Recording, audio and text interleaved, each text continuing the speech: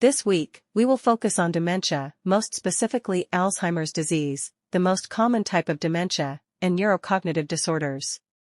We will also discuss delirium, nursing interventions for dementia, diagnostics, and pharmaceutical agents for cognitive impairment. Go ahead and grab a cup of coffee or your favorite water bottle label, and let's delve into it. What are neurocognitive disorders or NCDs? NCDs include those in which a clinically significant deficit in cognition or memory exists, representing a notable change from a previous level of functioning. What is delirium? Delirium is a mental state characterized by an acute disturbance of cognition, which is manifested by short-term confusion, excitement, disorientation, and a clouding of consciousness. Hallucinations and illusions are common. Delirium is characterized by a disturbance in attention and awareness, and a change in cognition that develops rapidly over a short period. Symptoms of delirium include difficulty sustaining and shifting attention. Please note the keywords here. Delirium is often short-term and reversible. For the symptoms of delirium, the client is very distractible and must be repeatedly reminded to focus attention. Disorganized thinking prevails and is reflected by speech that is rambling, irrelevant, pressured, incoherent, and switches from subject to subject. Reasoning ability and goal-directed behavior are impaired. A very important aspect of delirium to remember in this module consists of the onset of its symptoms. The symptoms begin abruptly, for example, if they are due to a head injury. Otherwise, their onset is relatively slower, which means it takes several hours or days to notice symptoms, especially when the underlying cause of delirium is systemic illness or a metabolic imbalance. Some examples of prodromal symptoms include restlessness, difficulty thinking clearly, insomnia or hypersomnolence, and nightmares. They are also known as prodromal symptoms. How about the duration of delirium symptoms? The duration of delirium lasts approximately 1 week, rarely more than 1 month. Once the underlying cause has been eliminated, symptoms usually diminish over a 3 to 7 day period. In some cases, resolution may take as long as 2 weeks. The age of the patient and the duration of the delirium influence the rate of symptom resolution. Delirium is associated with a high mortality rate because of the seriousness of the precipitating medical conditions. At times, delirium may also shift into a more permanent cognitive disorder. What are the predisposing factors to delirium? We already hinted about this. Some factors that lead to delirium include systemic infections and chronic conditions. Individuals most predisposed to developing delirium include those with serious medical, surgical, or neurological conditions, people 65 years of age, and geriatric syndromes, such as dementia, depression, falls, and elder abuse, are often precipitating factors. Conditions known to precipitate delirium: febrile illness or hyperthermia, metabolic disorders, such as electrolyte imbalances, hypercarbia, hypoglycemia, natremia, hypoxia, and chronic obstructive pulmonary disease, COPD, head trauma, seizures. Other predisposing factors may include uncontrolled pain, burns, heat stroke, for example, think about the unhoused, also known as homeless populations. Also, people who experience social isolation, emotional stress, physical restraints, and admission to an intensive care unit are at higher risks of significantly developing delirium. Withdrawal from certain substances can precipitate symptoms of delirium that are sufficiently severe to warrant clinical attention. These substances include alcohol, opioids, sedatives, hypnotics, anxiolytics, and others. Medications that have been known to precipitate delirium include anticholinergics, antihypertensives, corticosteroids, anticonvulsants, cardiac glycosides, analgesics, anesthetics, antineoplastic agents, anti-Parkinson drugs, H2 receptor antagonists, e.g., cimetidine. In addition, polypharmacy has been implicated in precipitating delirium. What are the nursing interventions for clients with delirium? The first step in treating delirium should be determining and correcting the underlying causes. Additional attention must be given to fluid and electrolyte status, hypoxia, anoxia, and diabetic problems. Staff members should remain with the patient at all times to monitor behavior and provide reorientation and assurance. The room should maintain a low level of stimuli. Some providers prefer not to prescribe medications for clients with delirium, reasoning that additional agents may only compound the syndrome of brain dysfunction. However, psychosis with agitation and aggression demonstrated by the patient with delirium may require chemical and/or mechanical restraint for his or her personal safety. The choice of specific therapy is made with consideration for the client's clinical condition and the underlying cause of the delirium. Let us now discuss the most common neurocognitive disorders, NCDs. Neurocognitive is a term used to describe cognitive functions closely linked to particular areas of the brain that involve thinking, reasoning, memory, learning, and speaking. An NCD is an impairment of these cognitive functions. Neurocognitive disorders can be classified into two major categories as either mild or major, NCD. They are distinguished primarily by the severity of symptomatology. Mild NCD is called mild cognitive impairment in some settings, and is a focus of early intervention, which is critical to preventing or slowing the progression of the disorder. Major NCD constitutes what was previously described as dementia in the DSM-4-TR. In progressive neurodegenerative conditions, these two diagnoses may serve to identify earlier and later stages of the same disorder. Clients diagnosed with a major NCD usually become dependent on caregiver activities of daily living, especially in the later stages of a major NCD. Reversible NCD, though rare in cases, may be called temporary dementia.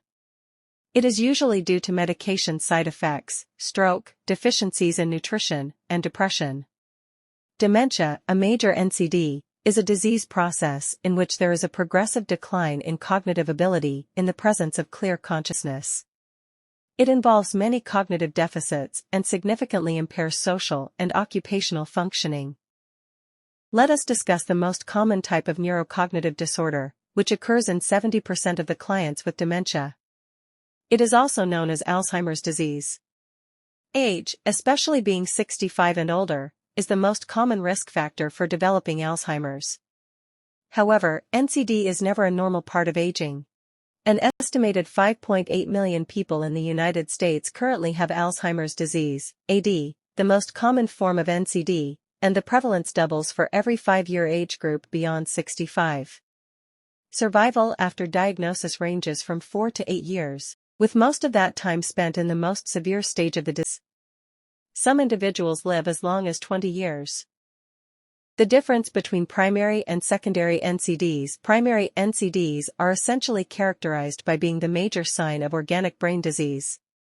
A typical example is the Alzheimer's disease. Such NCDs are not directly related to any other organic illness. Secondary NCDs are caused by or related to another health condition. Some examples of diseases that usually lead to secondary NCD include cerebral trauma and also HIV, especially due to serious opportunistic infections and low CD4 count, which weakens immunity. The symptoms of NCDs consist of impairment, which is evident in abstract thinking, judgment, and impulse control. The conventional rules of social conduct are often disregarded. Behavior may be uninhibited and inappropriate. Personal appearance and hygiene are often neglected. Language may or may not be affected. Some individuals may have difficulty naming objects, or the language may seem vague and imprecise. As mentioned earlier on, the reversibility of NCD is rare. Reversible causes of NCD, dementia or dementia-like symptoms, include some brain tumors, subdural hematomas, medication reactions, normal pressure hydrocephalus, vitamin/nutritional deficiencies, especially B6 and B12, central nervous system, CNS, infections, immune disorders, thyroid disorders, too much or too little sodium or calcium, metabolic disorders, hypoglycemia.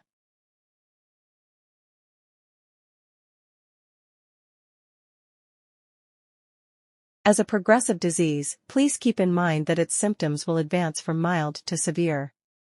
In later stages, clients will develop Apraxia or inability to carry out purposeful motor activities despite intact motor function. The inability to use objects properly may develop. Aphasia develops in some clients at later stages. Aphasia is the inability to understand or express one's speech. Recall the case of Bruce Willis. Also, the individual may be irritable or moody and exhibit sudden outbursts over trivial issues. The ability to work or care for personal needs independently will no longer be possible. These individuals can no longer be left alone because they are at serious risk for accidents. Wandering away from the home or care setting often becomes a problem. Clinical features in advanced dementia, which occur later, include profound memory deficits, minimal verbal communication, loss of auditory ability, inability to perform activities of daily living or ADLs, and incontinence.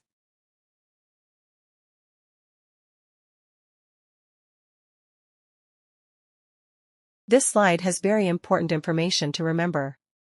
7 stages of Alzheimer's disease progression. Stage 1. No apparent symptoms. In the first stage of the illness, there is no apparent decline in memory despite changes that are beginning to occur in the brain. A positron emission tomography scan can to detect these changes. Stage 2. Very mild changes. The individual begins to lose things or forget names of people. Losses in short-term memory are common. The individual is aware of the intellectual decline and may feel ashamed, becoming anxious and depressed. Maintaining organization with lists and a structured routine provides some compensation. These symptoms often are not noticed by others and do not interfere with the individual's ability to work or live independently. Stage 3. Mild cognitive decline. In this stage, there are changes in thinking and reasoning that interfere with work performance and become noticeable to coworkers. The individual may get lost when driving his or her car. Concentration may be interrupted. There is difficulty recalling names or words, which becomes noticeable to family and close associates. A decline occurs in the ability to plan or organize. Stage 4. Moderate cognitive decline. At this stage, the individual may forget major events in personal history, such as their own child's birthday, experience declining ability to perform tasks, such as shopping and managing personal finances, or be unable to understand current news events. Depression and social withdrawal are common. At this stage, the individual requires some assistance to maintain safety. Stage 5. Moderately severe cognitive decline. At this stage, individuals lose the ability to perform some ADLs, such as hygiene, dressing, and grooming, and require some assistance to manage these tasks on an ongoing basis. They may forget addresses, phone numbers, and names of close relatives. They may become disoriented about place and time, but they maintain knowledge about themselves. Stage 6. Severe cognitive decline. At this stage, individuals may be unable to recall the name of a spouse or may misidentify people, for example, thinking a child is their spouse. Disorientation to surroundings is common, and the person may be unable to recall the day, season, or year. The person is unable to manage ADLs without assistance. Delusions often become apparent, such as maintaining the belief that one must go to work even though the person is no longer employed. Urinary and fecal incontinence are common. Sleeping becomes a problem. Psychomotor symptoms include wandering, obsessiveness, agitation, and aggression.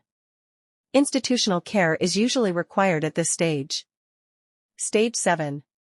Severe cognitive decline. In the end stages of AD, the individual is unable to recognize family members. He or she most commonly is bedfast and aphasic. Problems of immobility, such as decubiti and contractures, may occur.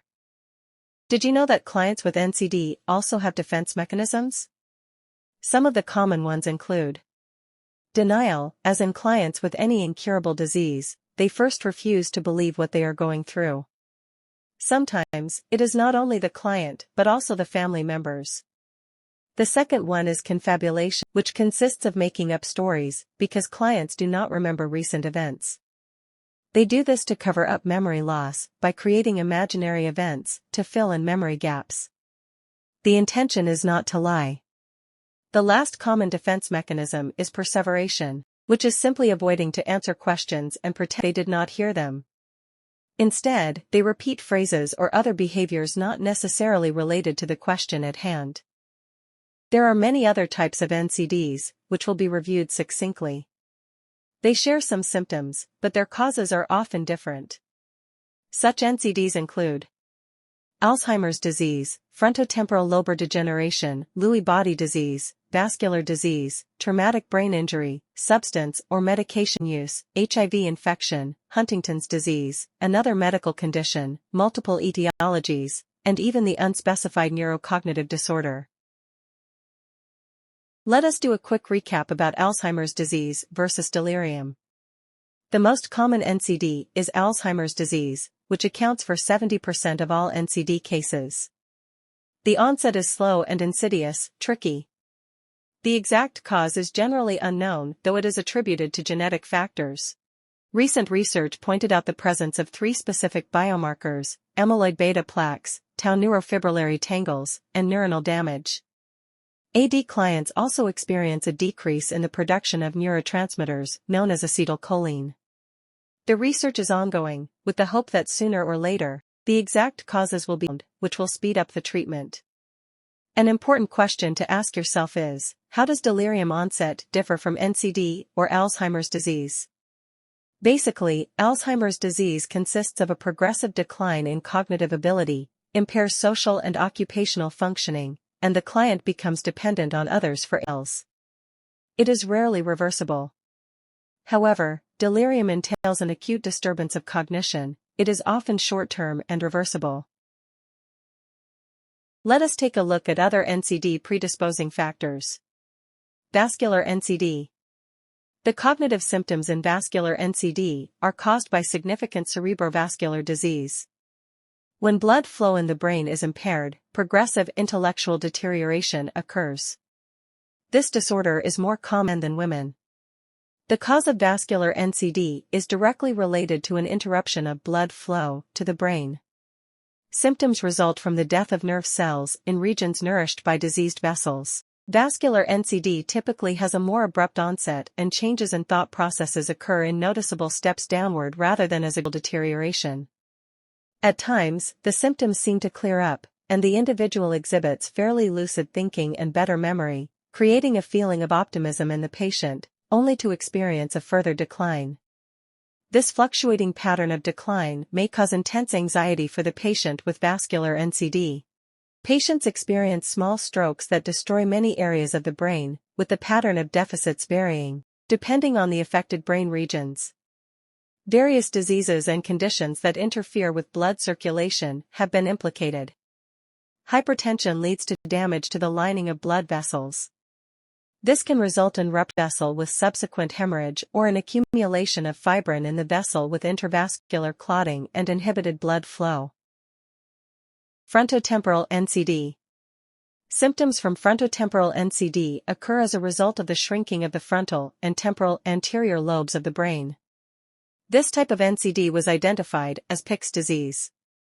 The cause of frontotemporal NCD is unknown, but a genetic factor appears to be involved. Symptoms tend to fall into 2 clinical patterns: 1. Behavioral and personality changes, and 2. Speech and language problems. Common behavioral changes can be either impulsive, disinhibited, or bored and listless, apathetic, and include inappropriate social behavior, lack of social tact, lack of empathy, disability, loss of insight into the behaviors of oneself and others, an increased interest in sex, changes in food preferences, agitation or, conversely, blunted emotions, neglect of personal hygiene, repetitive or compulsive behavior, and decreased energy and motivation. Speech problems include impairment or loss of speech or increasing difficulty in using and understanding written and spoken language. Spatial skills and memory remain intact, but the disease progresses steadily and often rapidly, ranging from less than 2 years in some individuals to more than 10 years in others. NCD due to traumatic brain injury, TBI. This disorder is caused by an impact to the head or other mechanisms of rapid movement or displacement of the brain within the skull, with one or more of the following: loss of consciousness, post-traumatic amnesia, disorientation, and confusion, or neurological signs, e.g., positive neuroimaging demonstrating injury, new onset of seizures or a marked worsening of a pre-existing seizure disorder. Please keep in mind that NCD symptoms begin abruptly if the cause is head trauma. Depending on the severity of the injury, the symptoms may eventually subside or may become permanent. NCD due to Lewy body disease. Who is the famous actor who died of this type of NCD? The actor's name is Robin Williams. Dementia with Lewy bodies is now identified as the second most common cause of dementia in the elderly, after AD. Clinically, Lewy body NCD is fairly similar to AD, however, it tends to progress more rapidly, and there is an earlier appearance of visual hallucinations and Parkinsonian features. Depression and delusions are also common symptoms in this population. The disease is progressive, irreversible, and may account for as many as 25% of all NCD cases. Let us take a quick break for now. Grab a cup of coffee or your favorite water bottle and take a sip. You deserve it. We will resume our session in a few minutes. Welcome back to our NCD review. The next NCD is due to Parkinson's disease. The neurocognitive disorder is observed in as many as 75% of patients with Parkinson's. This disease is characterized by a loss of nerve cells located in the substantia nigra, and dopamine activity is diminished, resulting in involuntary muscle movements, slowness, and rigidity. A tremor in the upper extremities is characteristic. NCD due to HIV infection. Infection with HIV type 1 can result in an NCD called HIV-1-associated cognitive or motor complex. A less severe form, known as HIV-1-associated minor cognitive or motor disorder, also occurs. The severity of symptoms is correlated with the extent of brain pathology. In the early stages, neuropsychiatric symptoms may be manifested by barely perceptible changes in a person's normal psychological presentation.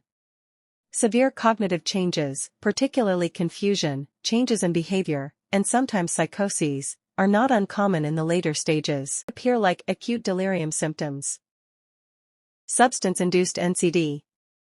This is simply a neurocognitive disorder that can occur as a result of substance reactions, overuse, or abuse. Symptoms are consistent with major or mild NCD and persist beyond the usual duration of intoxication and acute withdrawal. Substances that have been associated with the development of NCDs include alcohol, sedatives, hypnotics, anxiolytics, and inhalants. Drugs that cause anticholinergic side effects and toxins such as lead and mercury have also been implicated. NCD due to Huntington's disease. Huntington's disease is transmitted as a Mendelian dominant gene. Damage occurs in the areas of the basal ganglia and the cerebral cortex.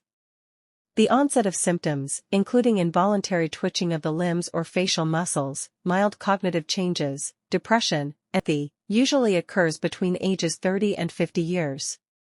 The patient usually declines into a profound state of cognitive impairment and ataxia or muscular incoordination. The average duration of the disease is 10 to 20 years, depending on symptom severity. As the disease progresses, the weakened individual usually dies secondary to pneumonia, heart failure, choking, or other complications. About 10% of the cases occur in children and adolescents, and the progression is typically more rapid than it is in adult-onset Huntington's disease. NCD due to prion disease. The most common form of prion disease in humans is Creutzfeldt-Jacobs disease, or CJD, or subacute spongiform encephalopathy. When it affects cows, it is known as the mad cow's disease. CJD is rare and caused by an abnormal, infectious protein called ALN.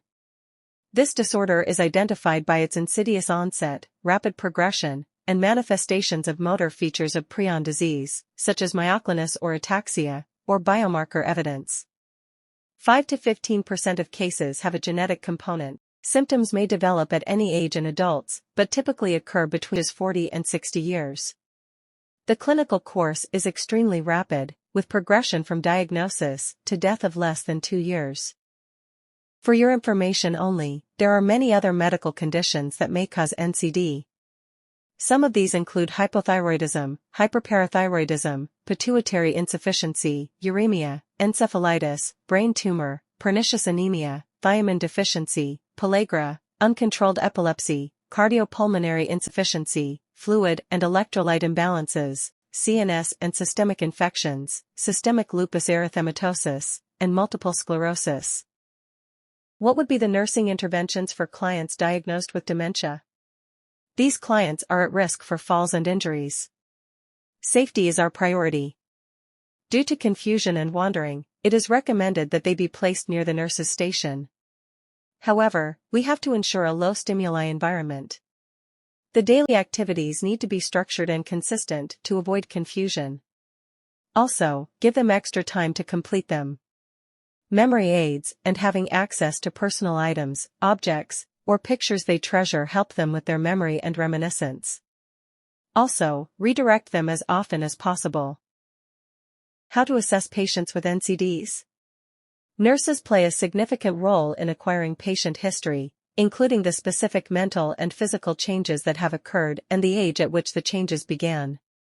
If the patient is unable to provide adequate information, data should be obtained from family members of others aware of the patient's physical and psychosocial history. Key areas of concern with gathering patient history include type, frequency, and severity of mood swings, personality and behavioral changes, and catastrophic emotional reactions, cognitive changes, such as problems with attention span, thinking process, problem solving, and memory, distant and remote, and language difficulties.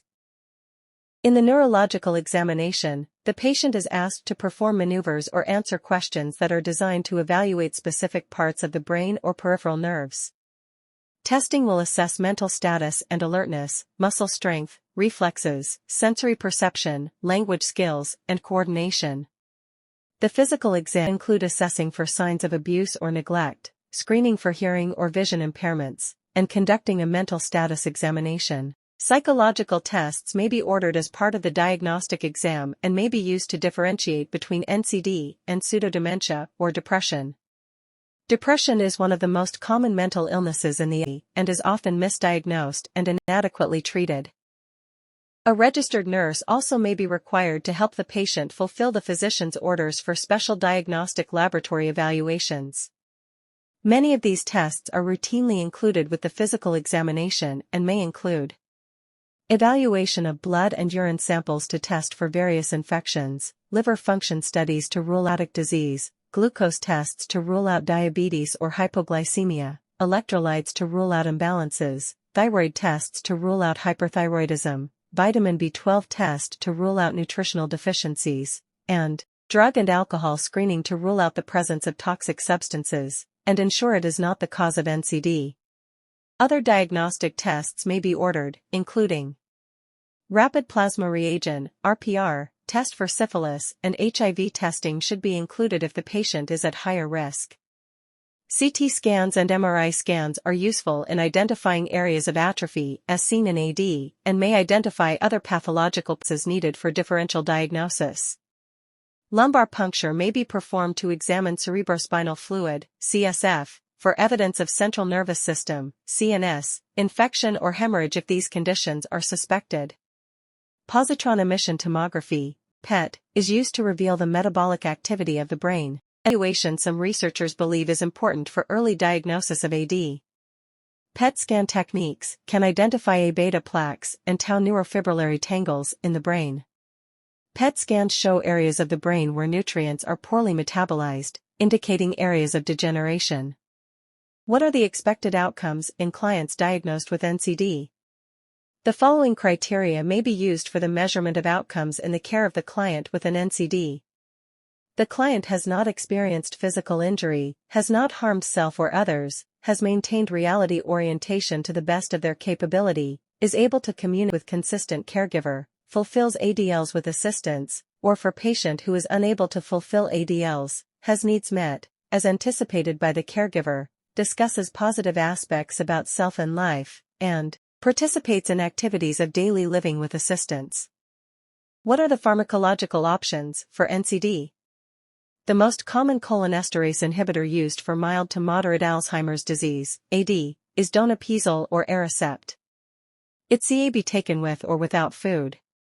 Also, physostigmine, and delirium, has been shown to enhance functioning in individuals with to moderate AD. The U.S. Food and Drug Administration, FDA, approved another medication, an N-methyldieaspartate, NMDA, receptor antagonist, in 2003.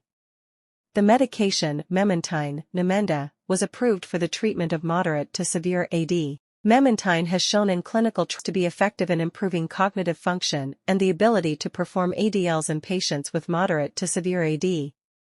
Please note that despite using the above medications, there is still no cure for dementia. Medications are used to slow its progression.